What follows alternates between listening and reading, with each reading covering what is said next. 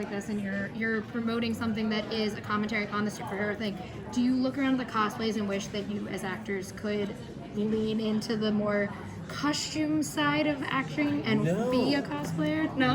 You're out? No, but you know it now. No. I think it's so cool. Again, our job's wearing costumes all day long. So when Halloween comes, I'm like, no, I'm good. Yeah.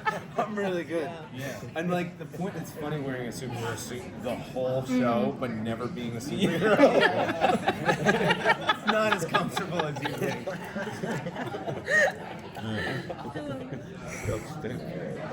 You?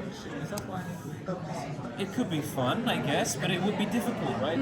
Honestly, the getting in and out of it, not being able. Aya said this, and I don't know if you asked her the same thing, but her main thing is how difficult is it to get out of the suit and plea? Yeah. Because that can be challenging, I've heard, with superhero suits. So might need assistance. We had to add a special zipper on. Yeah. So you are a superhero. But with no powers or motivation. Or a movie. Or a movie. I think I look around and I'm like, I wish I loved to play Smash, because everyone here loves things. I'm so jealous of everyone here. I wish I had a thing that I could go to every year and celebrate. Yeah, I love that. Yeah. That's the thing. The community that is built through this stuff, like, I have it in my own certain way. I just don't dress up. Well, yeah, okay. Yeah, I'm going to pause on that. Pause on that.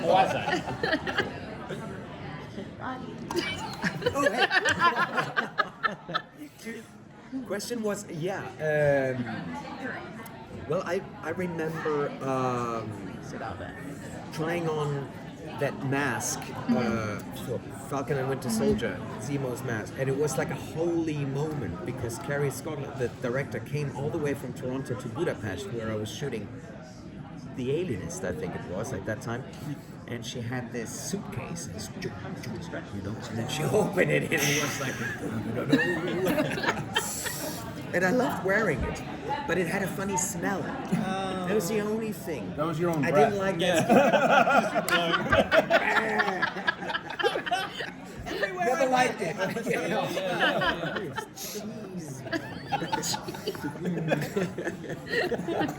Very funny. No, it was the material. It's not funny. These costume designers are incredible. The people who make it, because they have to sort of, they're influenced by comics, and then they have to do the whole original spin, and then make it practical. It's a hell of a job. And Anthony Mackie wanted my coat, and it really looked very cool, I have to say. It had a little fur, but also the shape of it was so What was it like having your set be a film set? That was confusing sometimes Yeah. because you never knew where you were or what was actually played. Like, there's definitely majority of the show. There's actual crew members in the shots. Yeah. Well, we had like a whole actual camera crew working the cameras that you see in shot because it's such complex machinery that they could just go, here, supporting artists, have fun with it. And then actually at one point later on in the shoot, our B camera operator James, he left because he had a kid. So then one of our in-camera operators then became our camera operator for the show, you know? So yeah, it's kind of good, yeah. And the lines were blurred. The baby's back. It's like, where is it? It's a ghost baby because we have not seen the baby. Sorry. Yeah. You talk like this, baby. No, it's just like whenever it said action or cut, you didn't know if it was the real one or the fake one. Yeah. That would sometimes get us confused. And the craft services table, the real one was nice, but then the Centurio's craft services was amazing. And it was fake, and we couldn't actually... But the funny thing was, it was the same company, Fat Peach, who did our on-set catering, got their branding on the you see it in the back of the shot, but it was like 5 times the size of their actual. And delicious. Yeah. Oh God, and the ringing scene when you were shouting, I cannot feel my... I cannot feel my... This is Billy. Yeah. I cannot...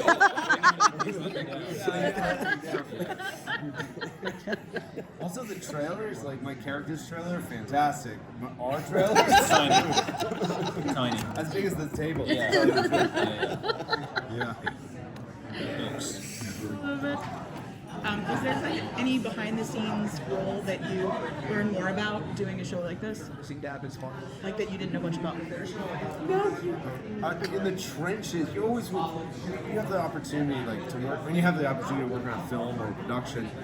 It's a real community, and like you get to know everyone and know the intricate details of what they do. Yeah, sometimes the technical, like what lens stuff, I don't know, but yeah, you're there with them all day long, just figuring it out together. I think I wasn't as aware how much the like third AD is kind of in the middle of everything. So like there's like a scene where she gets sent to like interact with the art department, and I think they really like make the connections with everyone because they're kind of like ferreted around and sent different tasks. And I think you think of it as one big pool of people working together. Actually, it's like kind of like departments, and then ADs were in the middle, and stuff like spinning with plates and playing. One of my favorite lines in the show is when you're like, there's superhero movies, like when they're great, and I think that's a really good commentary on not just superhero movies but film in general, because I think a lot of people judge film and are very harsh against it, but there's something to love in everything we're watching. And when you guys are doing something like this and there is that commentary, and we're seeing the love that was poured into the filmmaking process, how is that for you guys as actors, knowing that people are seeing that and are going to maybe have a different appreciation of filmmaking and the work that goes into it outside of just the final product? I think it's great that people are more aware of kind of the hard work that goes into everything they watch. It's important and long overdue, perhaps. Because, as we all know, anything you watch, there's a whole host of very talented craftspeople working to make it even filmable, let alone the final product that everyone gets to see. So it's great to be shining a light on that. So, and I agree with that. You make movies like this, but good. There's nothing better.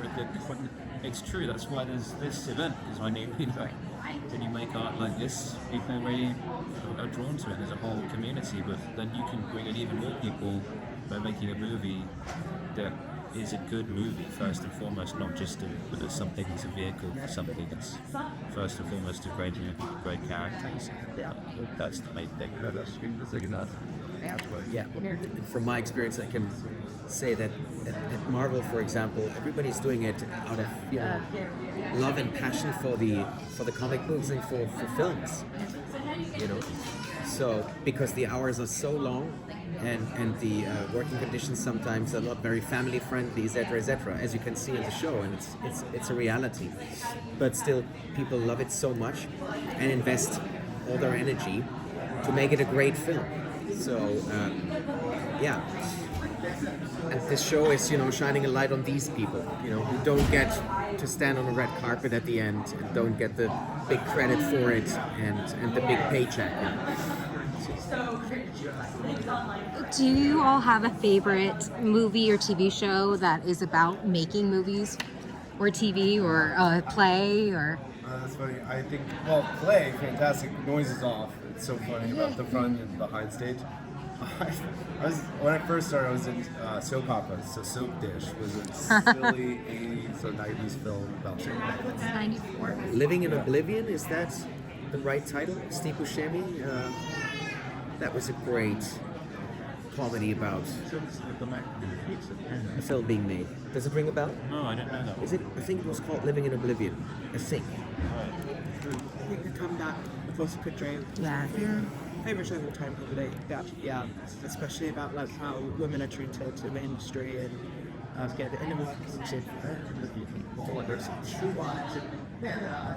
I really love that documentary about Apocalypse Now, Parts of Darkness, which is I don't watch it and go, wow, I watch it and go, let's not ever make movies like that. That was crazy. Is it worth watching? Oh, it's a great dog. But it is. His wife made it, so it's like all access. Wow. But it was dark. I mean, it's just like What's in it called? Parts of Darkness. Yeah. I'll check it out. It's just like Thank you. Just kidding, Max. But I think what that was, it was an example of like a director sort of having to do, in a way, like he's had to do again, but like having to sort of go rogue to make a movie the way he wants to make it because the studio wouldn't support his vision despite being Francis Ford Coppola. It was still like, I'm not sure. So he had to like do his own thing, and there's gonna be like, on one hand, like artistically amazing, but like then it was just like chaos and ego spiraling out of control. Like it's fascinating to watch. It makes it a great watch, but for me it's a cautionary tale. It's definitely not like any way of doing anything. If you guys were a superhero, what would your power be? To heal people. So, I'd say flying. I would carry you to heal people. Okay, thanks. Yeah. Big team. Yeah. Mine's time travel, so I'd take you with me to heal people throughout time. Nice. And I would fly around.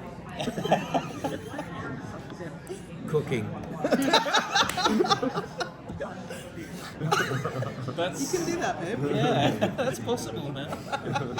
But if you could like just be like June and it's like cooked, I'd be Yeah. But then delish, that's what I mean. Like That's microwave you and I, style, we it's like, answer, and ting, it's done? Or is it like a meal pops up? Like, is it a cold chicken and he touches it, it's cooked? Or No, showing meal. off. Like, Yeah, you just like pray that it Ratatouille a little bit? yeah. Yeah. Ratatouille. That's a superhero. That's a superhero film. It really is. It's a buddy comedy superhero film. I'll ask. My favorite thing about shows like Veep and The Thick of It and all that is that there are memes that never stop coming Oh, from yeah. those shows. Yeah, They've been yeah. over for years and they're still going. When you guys are making a show like this and you know that fans from those shows are coming to watch it, do you have those moments where you're like, this is going to be the meme and people are going to use it for years? Never Well, was. it's just mainly you, just your face and scenes. It's gonna be just a reaction. No. no, I think Doug's like lines are gonna be like, just her. I think your lines are like I'm gonna be a fantastic bitch. Yeah, motherfucker, yeah. Yeah. Big dog energy. I was like, I need that one as a gift. Yeah. Ready. Also, the bit in episode 2 where I have a rant at you and you just kind of like that, and it never fails to make me laugh. I think it's incredible. Yeah. And Daniel's I commit a sexism or something. I did do a sexism once. oh, yeah. Yeah. I don't Or think later on, the pandas. The panda thing wait is- till that comes. Yeah. I don't, you never do a project thinking about stuff like that. No. You really. You don't? No. I do. I'm like, no. Meet me up.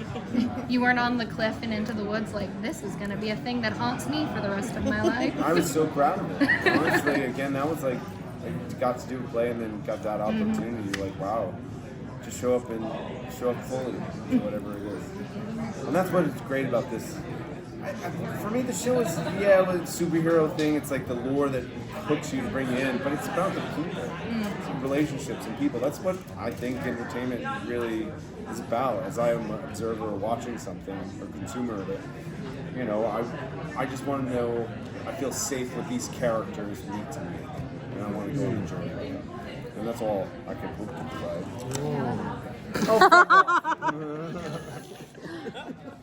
German. He's funny for a German. Right?